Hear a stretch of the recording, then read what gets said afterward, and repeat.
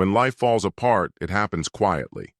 No explosions or loud collapses, just small cracks that turn into chasms. Trevor Clayton thought he had built everything there was to build: career, family, home, every brick laid by his own hands, every decision made with cold certainty.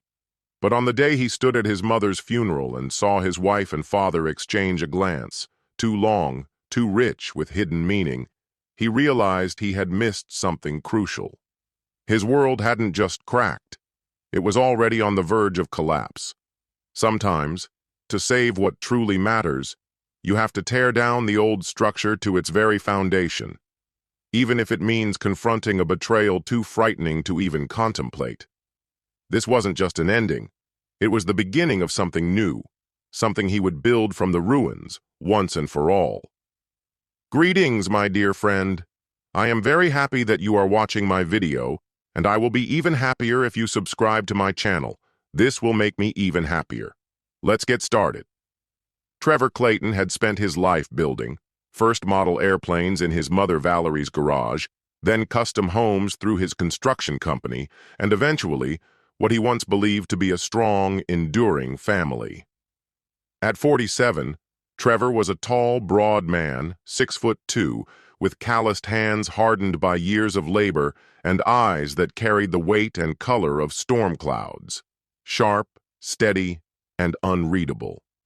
His business, Cornerstone Development, had grown from modest origins into one of Phoenix's most reputable commercial construction firms.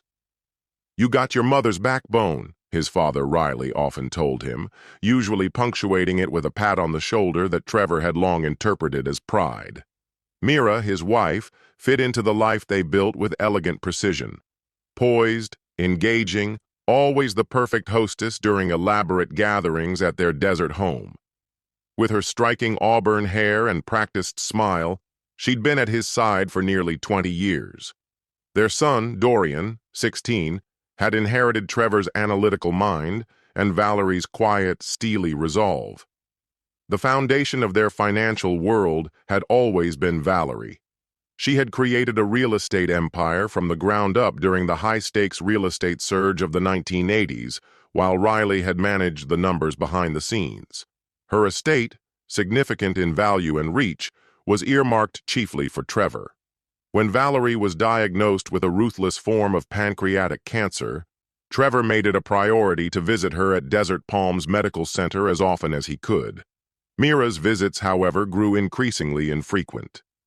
"She's never been good around hospitals," Trevor offered one afternoon, watching as his mother's once vivid blue eyes studied him with unusual focus. "Some people fear death," she replied, her voice faint but pointed. "Others fear the truth." Just 2 days before Valerie lost consciousness for good, she asked to speak with Dorian alone.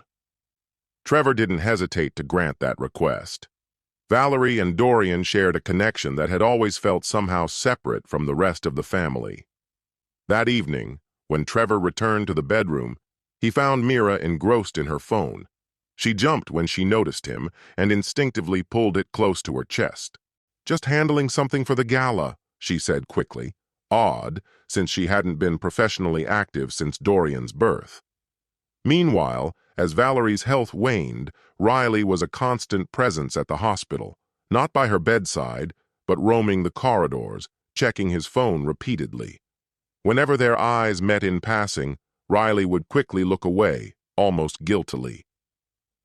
On the morning Valerie died, Trevor was alone with her.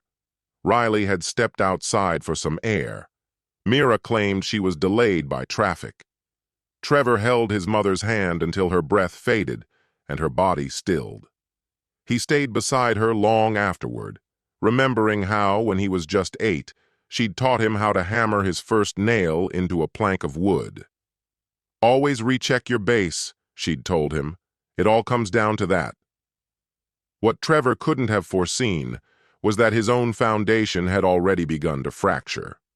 At Canyon View Funeral Home, Phoenix's elite real estate players came out in full force to pay respects. Valerie Clayton's death at 68 was seismic news in their world. Trevor stood with composed solemnity, welcoming mourners and straightening her portrait on the memorial table. Mira arrived nearly half an hour late, clad in a sleek black dress that drew glances for all the wrong reasons.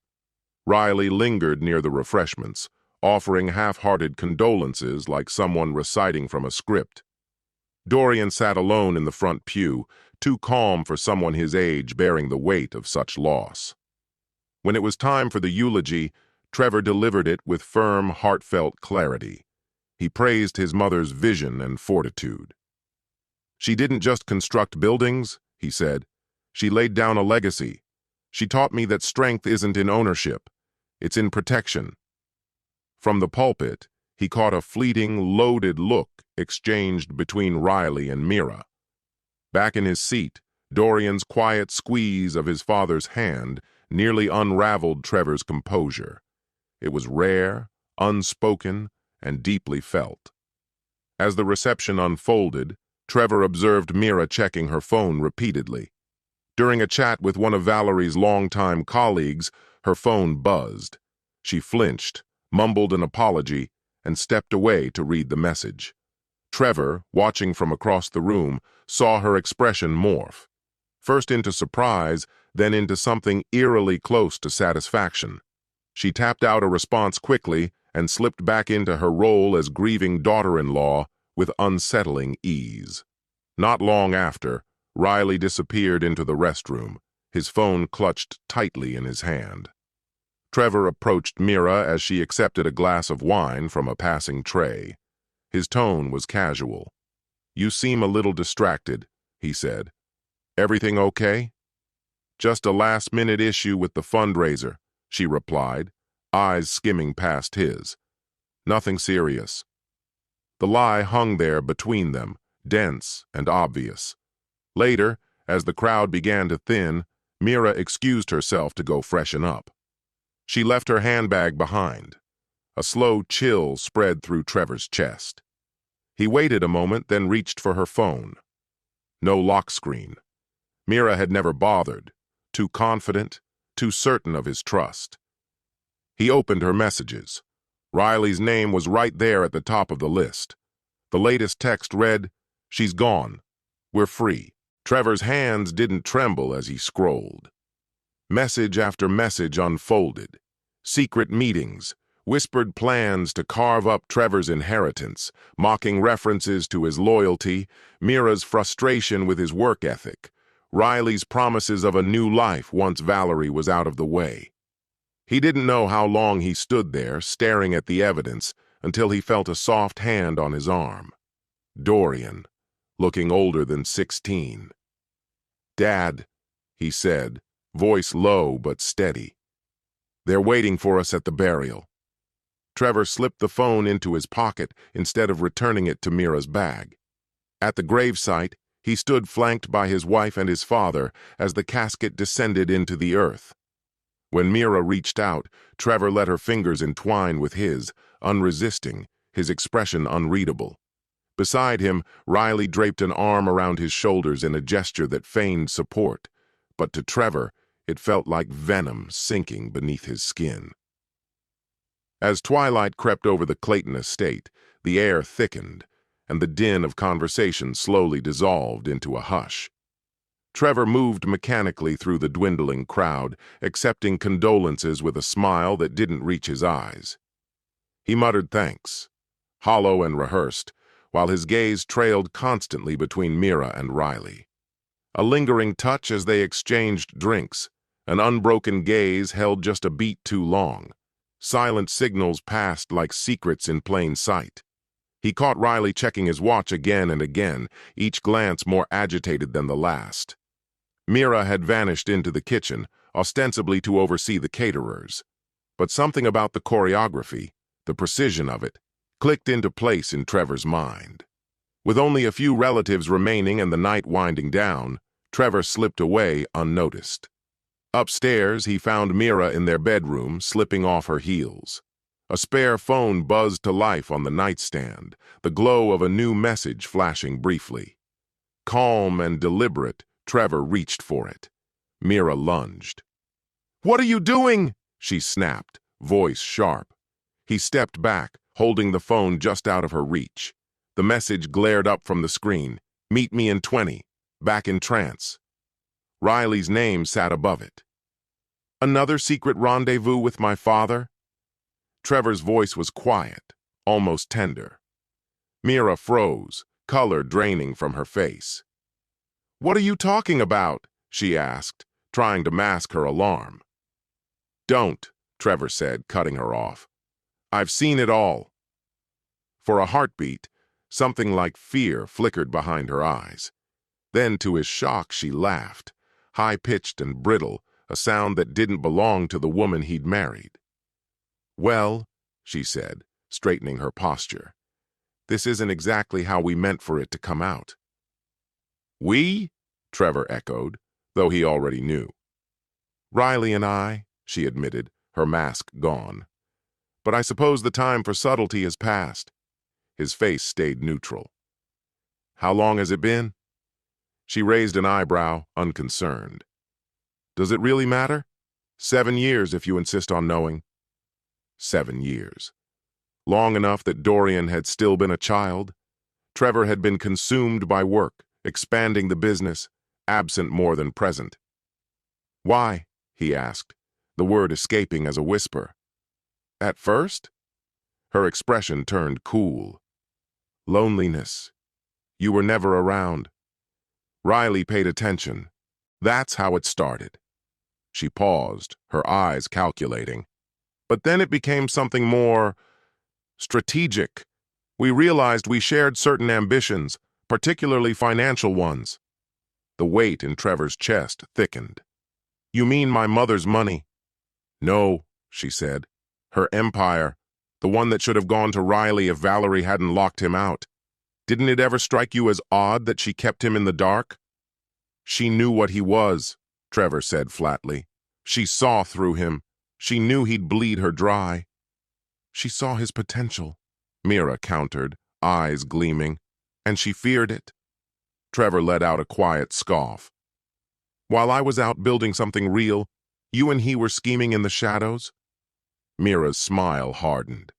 You were playing builder. Riley had vision. And what exactly did that vision include? Trevor's voice was empty now. You both running off with everything I was meant to inherit? What comes next? Getting me out of the way? Saying it felt surreal, but the flicker of something in her eyes turned his suspicion into terrifying clarity. It wasn't about you, she said coolly. It was about timing. Valerie revised her will last year. Things got complicated. She looked at him directly. We had to make adjustments. The clinical detachment in her voice, the calm with which she spoke of his possible death, struck Trevor like a blade. The woman he'd shared a life with, the mother of his son, had become a stranger. I'm going downstairs, he said, voice flat, slipping both phones into his pocket. We're going to finish this conversation with my father. Back in the living room, Riley glanced at his watch again just as Trevor approached, Mira close behind. Everything all right?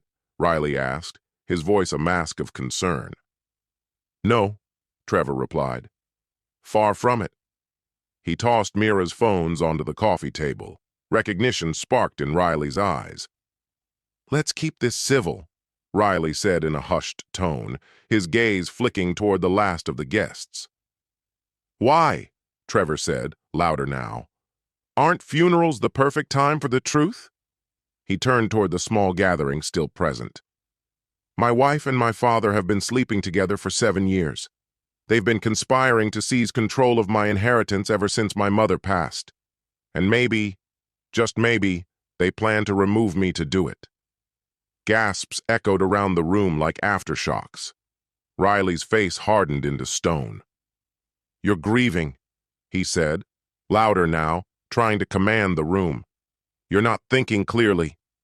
I've never been more clear, Trevor snapped. He faced Mira. Show them the messages. Tell them what you've both been planning. Mira scanned the faces around her, then gave a small shrug like she was done pretending. There's no point lying, she said evenly. Yes, I'm with Riley. Yes, we had plans for the estate. Your mother created something extraordinary, and Riley contributed to that. He deserves his share. She built it in spite of him, Trevor said coldly. Not because of him. She's known all along, Mira spat, her voice suddenly sharp with resentment. Your mother figured everything out ages ago but didn't have the guts to tell you. Last year, she finally pieced it all together. She had every chance to come clean, but instead, she chose to shelter you. Like always. Like the little boy who never grew up. The words struck Trevor like a blow to the ribs. Something inside him cracked, the final thread of trust snapping beneath the weight of betrayal. Before he could speak, a voice broke through from the shadows of the hallway. Dorian stepped forward, his presence startling Trevor, who hadn't realized his son had been there listening. That's not true, Dorian said, his voice trembling slightly but his posture unshaken. Though pale, his eyes burned with purpose. He held up a small USB drive. Grandma gave me this before she died. She told me to keep it safe, he continued. Said if anything felt wrong after she was gone, I needed to give it to you. She said it would protect you. Mira lunged toward the flash drive, but Trevor moved first, blocking her path and positioning himself between his wife and his son. Around them, the remaining guests stood motionless, caught in the gravity of the family unraveling before them. What's on it? Trevor asked. Everything, Dorian replied. She knew what they were doing. She had them followed for months, photos, recordings, real proof of their plan. Riley's face contorted with rage. Give that to me, kid. No, Trevor said, voice cold as stone. The both of you, out, now. Mira let out a bitter laugh. Out? Don't flatter yourself. This house, it belongs to Valerie's estate, and with the new will, Dorian and I inherit the lot. Trevor didn't flinch. Mom told me about the changes months ago. The disbelief that flashed across their faces told him everything they hadn't known. You're bluffing, Riley snarled. Test me, Trevor replied, eyes locked. Go ahead, see what happens. As Mira and Riley began to collect their things, Trevor turned to Dorian. When did you start thinking something wasn't right? About a year ago, Dorian said softly. Things stopped making sense. Grandma confirmed it right before she passed. She gave me the drive and said timing would be everything. Trevor rested a hand on his son's shoulder, his one remaining anchor. We'll look at it together, he said. Then we'll figure out our next move. As the front door closed behind Mira and Riley, a cold, controlled fury settled in Trevor's chest. The initial shock had melted away, replaced by a focused, deliberate anger, an instinct not of revenge, but of justice. The builder in him knew when a structure was too far gone. Sometimes the only solution was to raze it to the ground before starting again. He watched their taillights vanish into the distance, already calculating the precise steps he'd take to dismantle them piece by piece. By midnight, the house had emptied. The last echoes of party chatter had faded into silence. In his study, Trevor sat beside Dorian, the USB drive resting on the gleaming wood of his desk. Are you sure you're ready to see what's on this? He asked. Dorian gave a firm nod, his jaw set with determination, an echo of Valerie's steely resolve. She made me swear I'd stand by you no matter what came next. They plugged it in. The drive opened with crisp folders, each meticulously organized. Surveillance, finances, communications, contingency. Even in death, Valerie Clayton had remained thorough. The surveillance folder revealed photographs dating back 6 years, not 7, as Mira had claimed. Images of Mira and Riley in luxury hotels, an unfamiliar lake house, Riley's downtown loft. There were shots of them hunched over documents in cafes, their conversations caught mid-whisper. Dorian tapped one file. Blake Freeland. Valerie's head of security, Trevor said. She must have brought him on quietly. The financial folder was damning. Not only had Riley been unfaithful, he'd also spent years sabotaging Valerie's company from within. Ill-advised investments, deliberately poor decisions, funds funneled into black holes that painted a portrait of slow failure. What hit Trevor hardest was learning Riley had been stealing from the business long before Trevor was even born. "She knew," he murmured. "She knew and kept him close anyway." The answer came in the next folder, a recorded conversation between Valerie and her lawyer, dated nearly 2 years prior. "I've been aware of Riley's actions for a long time," Valerie's voice played, measured and calm. "At first, I stayed silent to shield Trevor from the consequences. Later, I kept Riley near, because it's easier to track your enemies when they're under your roof." A pause.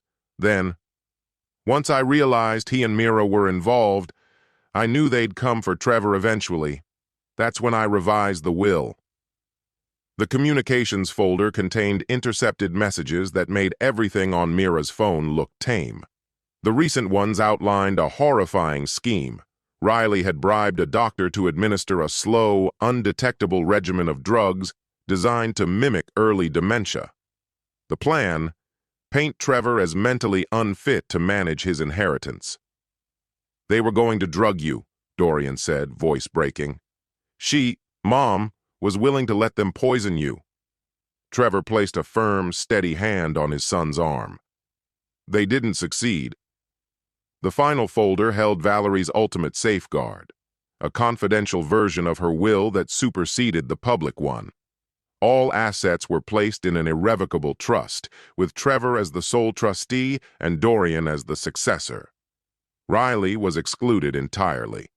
Mira's inheritance, once a token of goodwill worth $1 million, had been reduced to $1 after Valerie uncovered the affair and acted.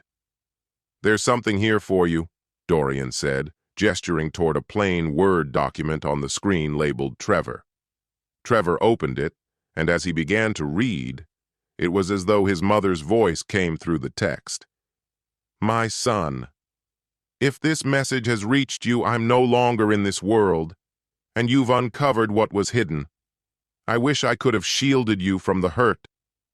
I kept quiet, not out of fear, but as a strategy. I needed Riley and Mira to think they'd won, just long enough to move my estate beyond their reach. You've always had the soul of a builder, Trevor. You see beauty in decay. But what comes next won't ask you to create. It will demand that you take things apart, methodically and without hesitation. Riley has made plenty of enemies in Phoenix. Mira's lies go far beyond betrayal. Everything you need is in these files. Remember what I taught you about structure. Theirs is already failing. You don't have to destroy it. Just let gravity finish what they started. Whatever you decide, watch over Dorian. He had no part in this, and he's stronger than we gave him credit for. All my love. I trust you completely." Mom Trevor stared at the monitor, his face unreadable while his mind spun at full speed. Dorian's voice broke the silence. "What do we do now?" "Now," Trevor murmured. "We rest. Tomorrow, we begin." But sleep never came. He spent the night alone, surrounded by papers, piecing together names, timelines, and vulnerabilities. He annotated documents, highlighted connections, and mapped out leverage points. By morning, he wasn't just a contractor anymore. He had become the designer of something else entirely, a precise and calculated dismantling. When the will was finally read, it all played out exactly as Valerie had planned. Trevor remained still, watching as the confident masks worn by Riley and Mira cracked and fell away. "This has to be a mistake," Riley said, his voice rising. "Valerie and I—" Paige Navarro, the estate attorney, didn't blink. "Her intentions were made completely clear," she said firmly. "She updated the documents 6 months ago. Everything was witnessed, and she passed a medical exam to confirm full mental capacity." Mira's manicured hands curled into fists. "We'll contest this," she snapped. "You're welcome to try," Paige replied, calmly sliding a thick file across the desk. Mrs. Clayton anticipated your response. These are records of asset reallocations from the past year. She paused briefly. Only 15% of her net worth remains in the estate. The remainder is secured in an irrevocable trust. As they stepped out into the hallway, Riley grabbed Trevor's arm. His voice dropped to a growl. You think this is over? Trevor shook him off like brushing away decay. No, he said coldly. It's just getting started. 2 days later, Riley returned to his high-rise condo to find the locks changed and a notice taped to the door. Eviction. The unit had never been in his name. It was part of a shell company tied to Valerie's trust. When he tried accessing his financial accounts, every single one was frozen. A detailed report had been submitted to Arizona's financial regulators, outlining years of embezzlement from Valerie's businesses. Mira didn't fare much better. After her usual power lunch with the social elite, she tried to pay, only to have her card declined. Irritated, she called the bank, only to discover that every supplementary card linked to Trevor's accounts had been canceled. Her own funds, which had been bolstered by Trevor's generosity over the years, were shockingly low. Not enough for a month of rent, much less the lifestyle she'd grown accustomed to. That evening she drove to the desert estate, only to find herself locked out. Her possessions were packed neatly into boxes and left in the garage. "You can't do this!" she shouted as Trevor opened the door to her pounding. "Community property doesn't apply to assets owned before the marriage," he said evenly. "This house was my mother's. Now it belongs to me. You were never on the title." "I need money," she hissed. "Don't be cruel." "I'll have the divorce papers ready soon," he replied. "The terms will be fair, more than you deserve, frankly." She narrowed her eyes. "What if I go to the press? Say you're tearing down your father? That your mother was senile by the end?" Trevor's smile was devoid of warmth. "Do it," he said. "There's video. I've already shared excerpts with the boards of your favorite charities." He nodded toward her phone. "Check your email. I imagine they're reconsidering your position." Right on cue, her phone vibrated. As she scrolled through the message, the blood drained from her face. "You're destroying me," she said, barely a whisper. "No," Trevor replied. "I'm just removing what was never rightfully yours."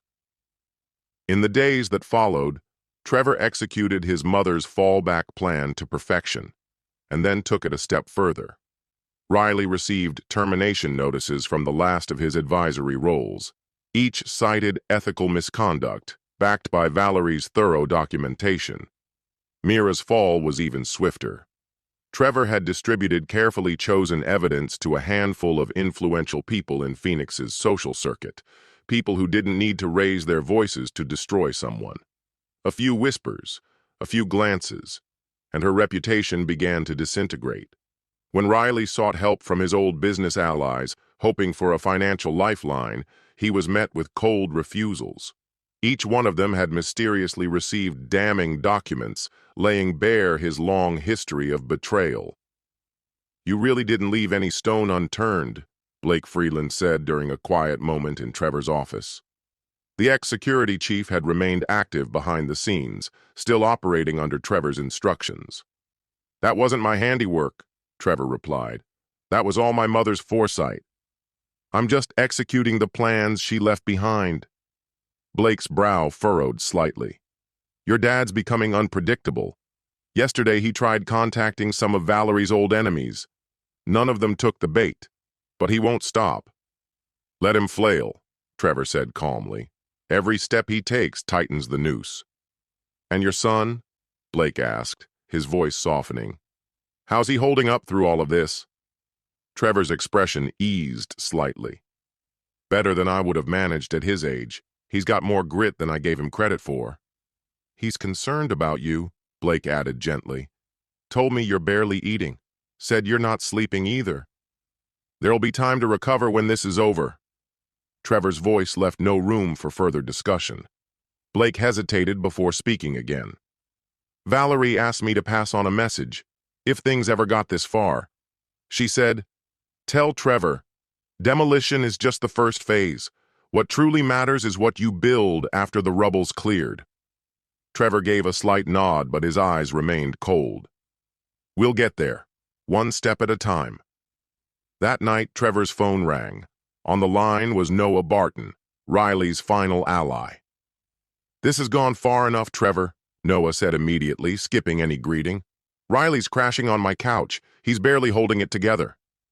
"Am I supposed to feel sympathy?" Trevor replied, his tone devoid of emotion. "He's still your father." "No," Trevor said flatly. "He's the man who deceived my mother for years, had an affair with my wife, and tried to drug me into compliance. Blood doesn't make a bond." "He wants to speak with you, to explain his side." Trevor paused for a beat. "Riverfront Park. Tomorrow at noon. He comes alone." Noah let out a breath, sounding relieved. "He'll be there." As soon as the call ended, Trevor contacted Blake. "Keep eyes on Riley tonight. If he reaches out to Mira, I want to know." "Already tracking him," Blake replied. "They met about an hour ago at the West Side Diner. He looked rattled. Mira left carrying a manila envelope." Trevor's jaw tightened. "Find out what was in that envelope." The game was evolving, and Trevor intended to stay well ahead of every move. The next morning, just before his meeting with Riley, Trevor received two crucial calls. The first came from Paige Navarro. "We've got a problem," she said. "Riley's retained Tobias Walker to contest the will. They're claiming Valerie wasn't mentally competent toward the end." "Who do they say swayed her?" Trevor asked. "You," Paige replied. "They're accusing you of influencing the changes while she was medicated." Trevor gave a dry, bitter chuckle. "That's rich, coming from someone who planned to drug me into submission." "They're not aware we have that on record," Paige reminded him. "But it could still get messy." The second call was from Blake. "We figured out what was in the envelope Mira took. Medical documents. Your mother's prescription history from her final months." "They're going to argue she was unfit to make decisions," Trevor said. "That's their angle," Blake confirmed. "But it won't stand up. Valerie kept detailed records. She made those changes while sober and fully lucid. Plus, we have third-party psych evaluations to support her mental clarity. Still, they might create enough noise to force a settlement," Blake cautioned. "No compromises," Trevor said firmly. "They won't get a dime." At Riverfront Park, Trevor found Riley already sitting on a bench overlooking the water. The man looked like a shadow of his former self, disheveled, hollow-eyed, his once polished demeanor crumbled into something feeble. "You showed up," Riley said with a weak smile that didn't reach his eyes. "I'm curious what sort of excuse you think might actually change something," Trevor said, choosing to remain standing. Riley let out a slow breath. "You never knew the truth about our marriage. Your mother, she was brilliant, yes, but emotionally distant. She treated our relationship like a business transaction. There was no affection, no intimacy." "Don't distort the past," Trevor cut in, his voice sharp. "I've read her journals. She saw you for who you were and loved you anyway." Riley's expression turned hard. "You've put her on a pedestal. The great Valerie Clayton, your flawless mother. But she wasn't perfect. She built her empire by crushing people. I was there at the start. My network, my ideas helped get her first projects off the ground. In the end, she wrote me out of the story, kept me around as nothing more than a glorified accountant." "And that's how you justify stealing from her for 20 years? Riley flinched as if struck. "I only took what I rightfully earned." "And Mira?" Trevor's tone was glacial. "Was she part of your compensation package too?" "She came to me," Riley insisted, his voice softening, nearly begging. "She was lonely. You were always buried in work, obsessed with keeping the company afloat. She needed attention, someone who noticed her, who valued her." Trevor let out a sharp, bitter chuckle. "Valued her? You used her. She was your ticket to my inheritance. I've read the messages. Schemes to paint me as mentally unfit. Is that your idea of value? That plan wasn't mine, Riley blurted. Mira thought if you were declared incompetent, she'd get control back as your wife. I didn't create the plan, I just didn't stop it. Already blaming her? Trevor sneered. How classic. How weak. Don't bother. Riley leaned in, his voice hushed. We don't have to make this public. I'll agree to terms. Sign whatever you want. I've made poor choices, but I'm still your father. That title doesn't make you untouchable, Trevor said, his voice like steel. The Financial Crimes Unit received a very detailed dossier yesterday. Embezzlement, wire fraud, the whole thing. Your lawyer will be hearing from them soon. Riley turned pale. You wouldn't do that? I already have, Trevor replied, checking his watch. They're probably tearing through Noah's place right now. That's still where you've been staying, right? You're destroying my life, Riley whispered. No, Trevor said coolly. I'm making sure you face the consequences. There's a difference. Riley's voice cracked. And what about Dorian? He deserves a grandfather. Don't punish him for this. Trevor's eyes turned to ice. Don't you dare bring up my son. You would have left him orphaned if your plan had worked. I would have never let it go that far, Riley said, strained. We'll never know, will we? Trevor stood up. The divorce announcement goes live tomorrow. The investigation's already moving. And the murder plot? He paused. I'm not pursuing that. The evidence is too shaky. That's the only mercy you'll get. He turned to leave. This won't bring Valerie back, Riley called after him. Trevor stopped, not turning around. No, but it honors her last request. That evening, a message arrived on Trevor's phone from an unknown number. You've destroyed Riley, but I still have leverage. Meet me tomorrow or it goes public. Trevor showed the message to Dorian. What leverage could she possibly have? Dorian asked. None, Trevor said. It's a bluff, but I'm still going. Why? Because, Trevor said, the final act of demolition is always a timed implosion. The next afternoon, they met at Capitol Grill, Mira's old favorite haunt. She was already seated when Trevor arrived, immaculate as ever, perfect hair, flawless makeup, poised like nothing had touched her. But the slight shake in her hand as she raised her glass gave her away. Thank you for agreeing to this, she said, clearly trying to steer the conversation. You mentioned leverage, Trevor said flatly, cutting through the pleasantries. Her smile thinned. Still so blunt. That's something I've always liked about you. No, you haven't. Without missing a beat, Mira reached into her purse and pulled out a small voice recorder.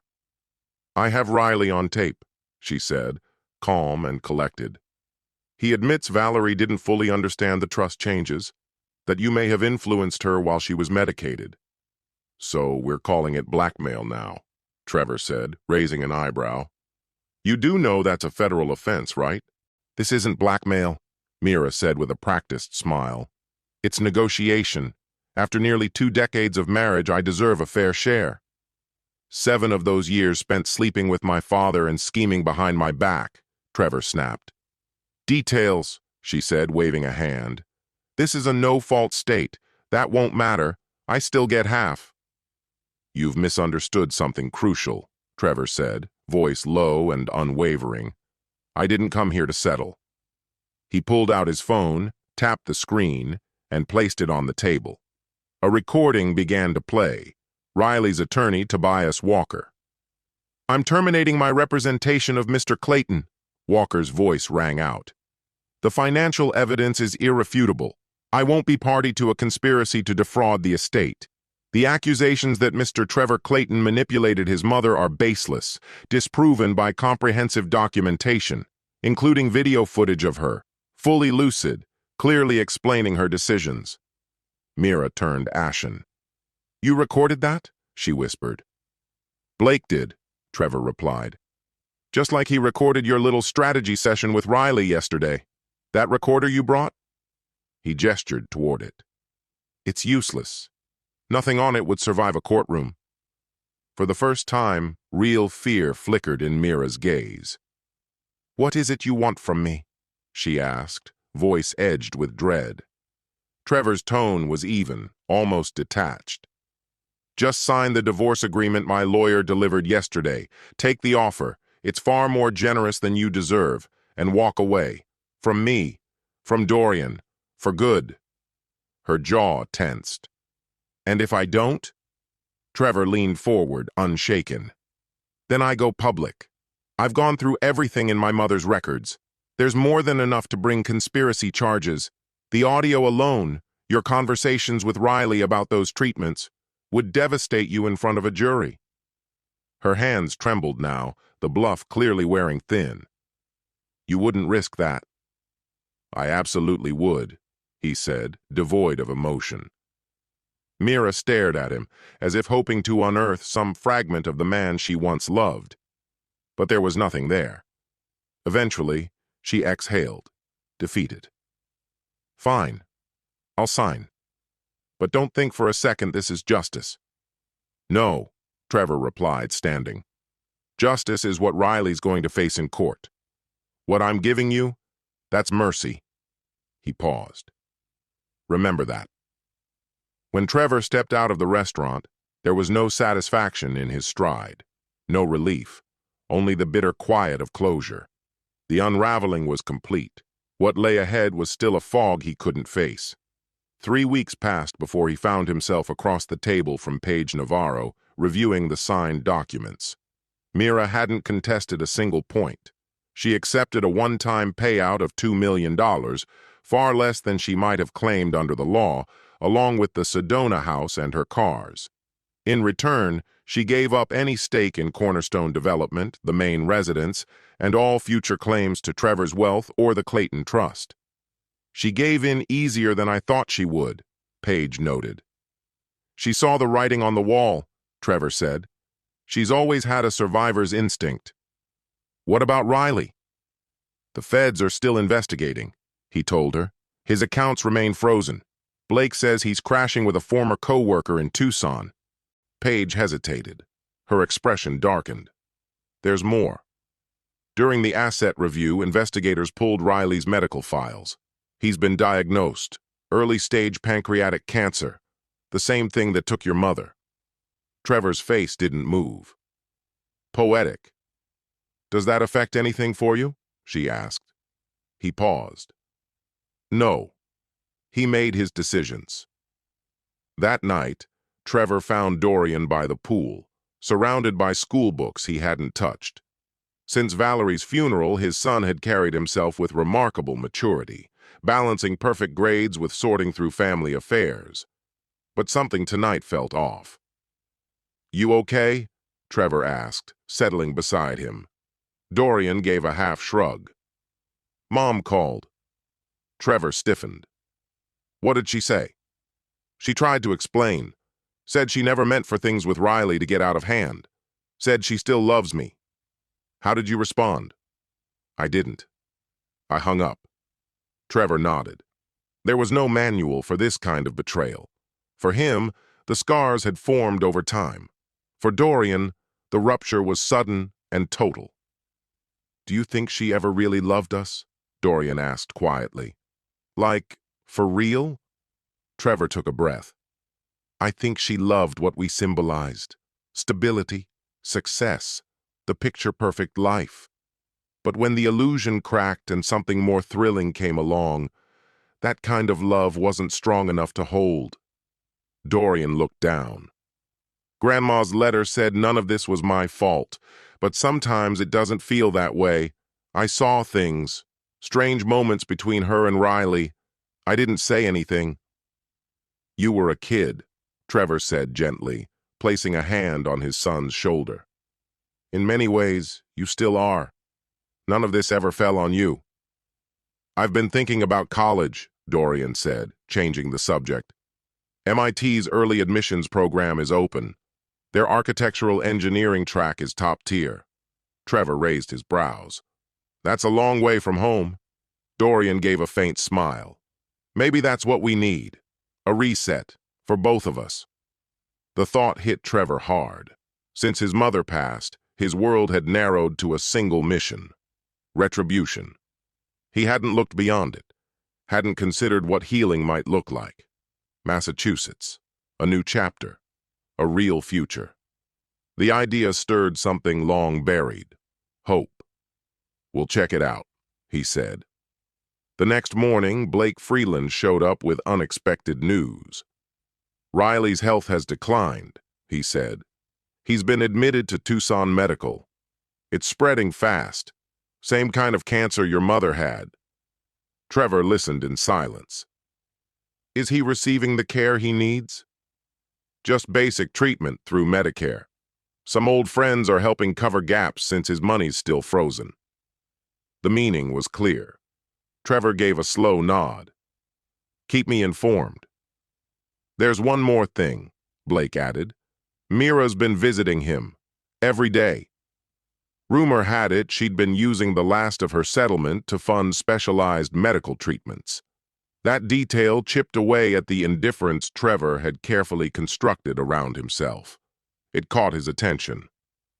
"You want me to keep watching them?" Blake offered. Trevor took a beat before slowly shaking his head. "No. We've seen all we need to." After Blake left, Trevor remained alone in what was once his mother's office, now his own. Her imprint lingered in the room's order. Meticulously placed architectural models, color-coded folders in perfect alignment, and the panoramic window-framing Camelback Mountain bathed in Arizona's golden light.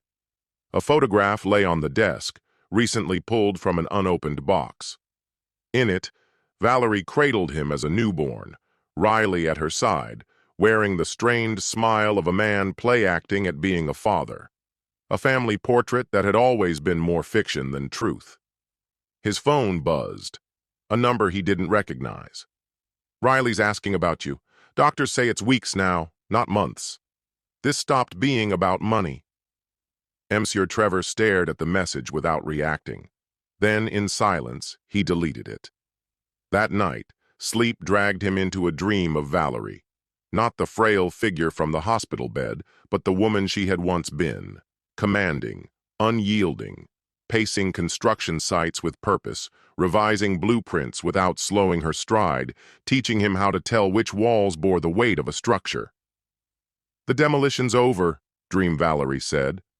"So, what are you going to build now?" He woke just as dawn crept in, her words echoing in his head. 6 months after Valerie's passing, on a Tuesday in April, Dorian's MIT acceptance came in. Early decision, full scholarship. He'd be starting in the fall. "Congrats," Trevor said, and this time genuine pride colored his voice. "She would have gone crazy with happiness," he added. "I know," Dorian said softly. "I wish she could have seen it." That evening, they celebrated with steaks at Dorian's favorite restaurant. The distance between them, worn thin with grief and history, seemed to ease for a while. There was laughter again, fleeting but real, a brief glimpse of calm after the storm. Over dessert, Dorian broke the silence they'd both been skirting. "Blake told me yesterday, Riley doesn't have much time left." Trevor's expression went rigid. "He shouldn't have said that." "I asked him," Dorian confessed. "I wanted to know. It changes nothing." "Maybe not for you," Dorian said carefully. "But I've been thinking about what Grandma wrote, about trying to shield me from all this because I was innocent." He paused, steady now. "What if part of protecting me means making sure I don't carry regrets?" Trevor set down his fork. "What exactly are you suggesting?" "I want to see him, just once, before he's gone." He held up a hand, cutting off the protest he saw forming. "Not to forgive him, just to understand. I want to close the chapter before I head off to college." The request caught Trevor off guard. Every instinct told him to shut it down, to keep his son from more pain. But something in Dorian's calm, unwavering look made him stop. "I'll think about it," he said finally. The next morning, Trevor scanned the surveillance files Blake had continued compiling despite orders to stop. Riley was deteriorating rapidly. Mira had abandoned her own rehab to stay at his side. The updates stirred a storm Trevor had long buried. Not sympathy, not sorrow, just a tangle of unresolved questions. Why had Valerie kept Riley close, despite all she knew? What had Mira seen in that man that Trevor himself hadn't? And how much truth would be buried with Riley when the time came? 3 days later, Trevor drove Dorian to Tucson Medical. The ride passed in mostly unbroken silence. Both men were lost in thought. At the hospital, Trevor waited in the corridor while Dorian went into Riley's room alone. Half an hour later, Dorian emerged, face unreadable. "He wants to see you," he said. "I told him you probably wouldn't come, but he insisted." "Did you find what you were looking for?" Trevor asked. Dorian considered. "Not answers, really, but maybe peace." "Is Mira inside?" "No. She stepped out for coffee." Trevor nodded slowly. "Wait here." Inside, the man who had once cast a long shadow over Trevor's life was barely recognizable. Illness had hollowed him out, skin yellowed, frame wasted, more ghost than man. Machines beeped steadily around him, measuring the little that remained. Yet his gaze was sharp as ever when it found Trevor. "Didn't think you'd show," Riley rasped. "I'm not here for you," Trevor said. "I came for Dorian." Riley gave a weak nod. "He's a good kid. Better than either of us ever earned." "Speak for yourself." A flicker of a smile tugged at Riley's dry lips. "Still can't let it go, huh? You really are her son." "That why you asked for me?" Trevor said, voice cold. "You want forgiveness?" Riley shook his head slowly. "Not forgiveness," he whispered. "Just honesty. Sit down, Trevor." Though he knew he shouldn't, Trevor eased into the chair next to the hospital bed. "I'm not here to apologize," Riley began, skipping any kind of greeting. "Not because I don't recognize the damage I've done, but because some acts are beyond the reach of an apology." "For once, we actually agree," Trevor said under his breath. Riley continued without flinching.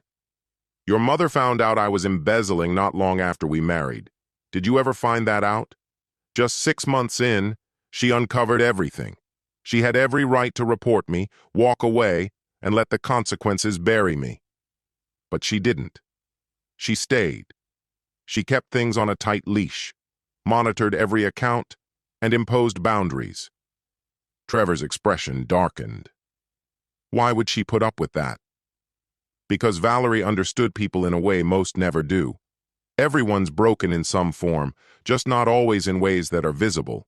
She saw what fueled me. The need to feel important, the craving for validation, the obsession with control. That still doesn't excuse—" "I'm not looking for excuses," Riley interjected. "I'm trying to give you the whole truth. I failed her. I failed you. And I failed myself. What happened with Mira wasn't about boredom. It was about shared damage. Two people with the same holes in their hearts, desperate for a fix, for affirmation, for chaos." "I'm not here for your self-diagnosis," Trevor said coldly. Riley didn't react. "Valerie didn't stay because she was naive. She stayed because she still had hope. Sure, she wanted to protect you from seeing the truth about me. But more than that, she loved me. Not for who I was, but for who she thought I could become." He paused, regret heavy in his voice. "And I destroyed that hope. So this is your strategy? Try to win me over with regret?" "No," Riley replied gently. "I want you to understand." Trevor's words were razor sharp. "You faked dementia. You deceived everyone. You tried to steal what I built." Riley nodded slowly. "All true. I won't argue. But I will give you a warning." He fixed his gaze on Trevor, his tone growing intense. "You're heading down a path I know all too well. The anger, the calculated revenge, the way you dismantle people piece by piece. I've watched you demolish everything Mira and I tried to hold on to. Our names, our savings, our future. You've done it with almost surgical precision. I call it justice, Trevor said flatly. Maybe it is, Riley admitted. But justice, when poisoned by revenge, turns inward. It consumes you. He drew a shaky breath before continuing. Valerie understood that. That's why she never lashed out, even when she had every reason to. She chose a different route. Trevor scoffed. She was too soft. No, Riley said with a faint shake of his head. She chose to build, knowing the foundation was flawed. She believed in creating something, even if it was cracked, rather than tearing everything down. A nurse entered to check the monitors. Trevor remained silent, the words still echoing in the air. When the nurse left, Riley's voice came again, weaker now. Did she ever ask you, in her final letter, to destroy me? Trevor hesitated. No.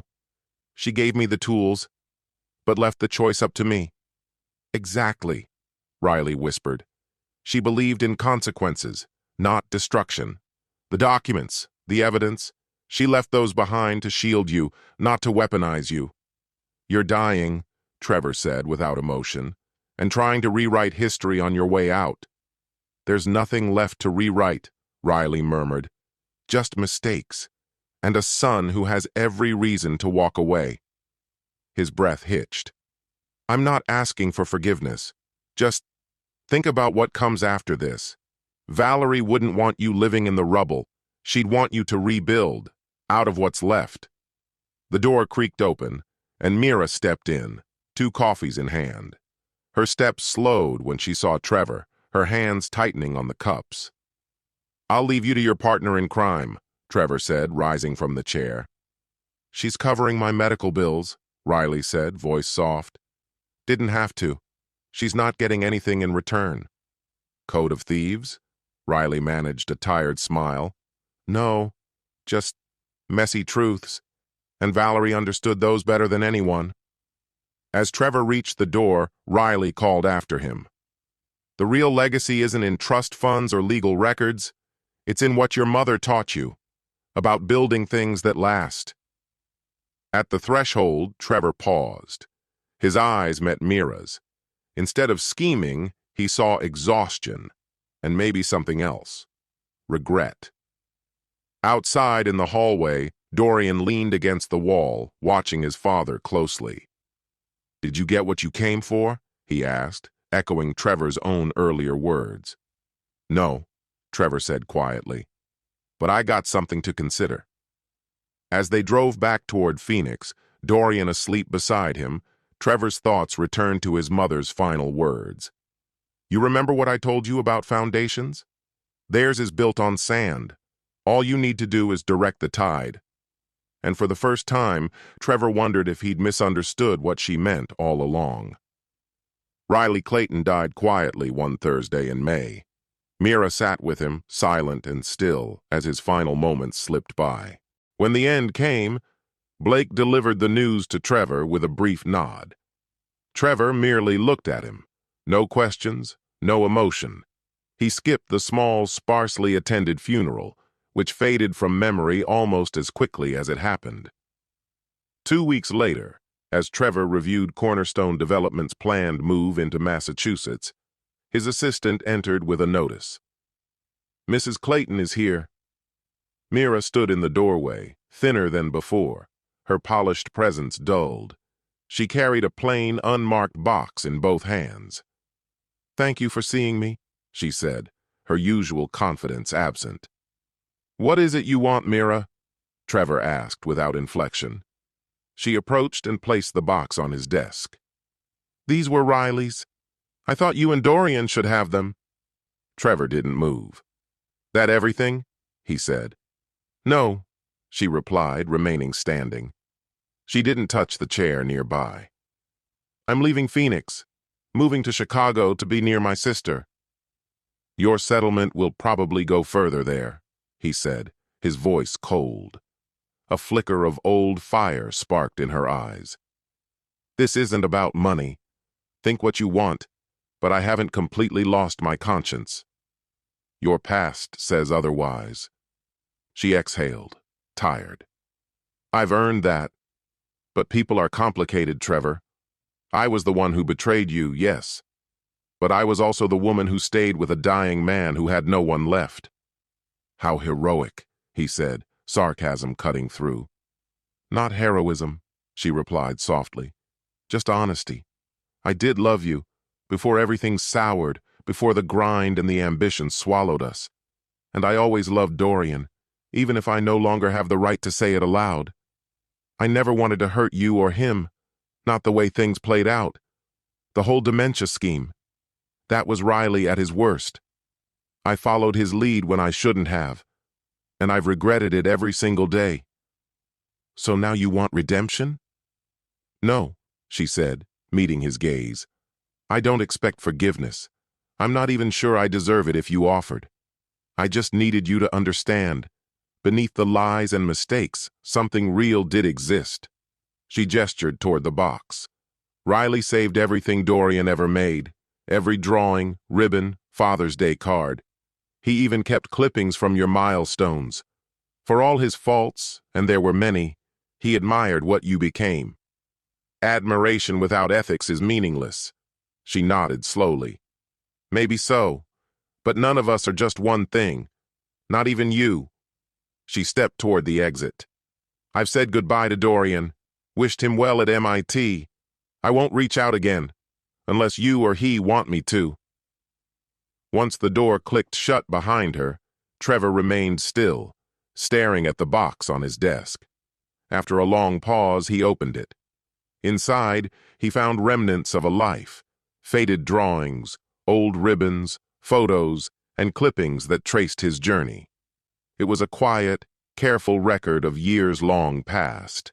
Beneath it all, an envelope. His mother's handwriting on the front, the date just days before her death. My dear Trevor, if you're reading this, the truth about Riley and Mira must have come to light. I trust you followed the precautions I laid out with your usual precision. You always were meticulous. But you might still wonder, why did I keep Riley in my life, knowing what he was capable of? It's not a simple answer. Part of it is recognizing that people aren't purely good or evil. Riley was selfish, sometimes cruel, but he was also the young man who stayed up with me through the night, helping finish my first models when I was ready to give up. He was the father who taught you to ride your bike when I was buried in deadlines. He was broken, yes, but occasionally, he tried to be better. I stayed for a few reasons. To shield you from scandal, to manage his volatility, and if I'm honest, because some part of me still cared. Not blindly, not always, but enough to believe that controlling the damage was wiser than destroying everything. Now it's your turn to choose. You can spend your life guarding against their return, constantly looking over your shoulder. Or you can rise above it, build something stronger, something undeniable. Let their betrayal shrink into a footnote in the incredible story you're still writing. You're standing on firm ground, my son. Ground I fought to prepare for you, built on integrity, resilience, and the strength to begin again. However you choose to move forward, know this. I'm proud of the man you are, and I believe in the man you're still becoming. With all my love, Mom. The letter slipped from his hands as he leaned back, eyes drifting toward the city skyline, Phoenix, shaped in part by the legacy his mother left behind. For the first time since her death, the bitterness clutching his chest loosened. It wasn't forgiveness. Not yet. But it was something else. Release. He picked up the phone and made a call. Dorian answered. I've been thinking about Massachusetts, Trevor said. Might be time to relocate Cornerstone's headquarters. Fresh ground, bigger vision. You're serious? Dorian asked, his tone a mix of hope and surprise. What changed your mind? Trevor looked down at the letter cradled in his hands, his mother's handwriting familiar, steady. I think it's time to build something different, he said, voice low but sure. 2 months later, Under the blistering heat of the Arizona sun, Trevor and Dorian stood together at the launch event for Cornerstone Development's most ambitious project yet, Valerie Place. The initiative was designed to fuse affordable housing with entrepreneurship hubs and open community areas. As the cameras rolled and Trevor stepped up to the microphone, he scanned the audience. Colleagues, longtime partners, and loyal friends who had stood by him through the darkest chapters. Something had shifted. The weight of his past hadn't vanished, but it had settled into something more grounded. No longer a burden, but a base on which to stand. My mother used to say true strength isn't just found in what we build, Trevor told the crowd. It's in the reason behind it. Valerie Place isn't just a development, it's a defining moment. For this company, and for me. That evening, while he and Dorian browsed early housing options near MIT, Trevor's phone vibrated with a new message from Blake Freeland. Mira left for Chicago this morning. The feds have released the last of Riley's assets, almost nothing left. Trevor stared at the screen for a moment, then quietly deleted the message without responding. "You all right, Dad?" Dorian asked, glancing over. "I am," Trevor said, and surprisingly meant it. Just a final echo. Nothing more. He would never find peace with what Riley and Mira had done. Their betrayal had left wounds too deep to ever fully close.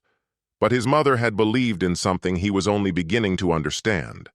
Even a foundation that had cracked and crumbled could be poured again.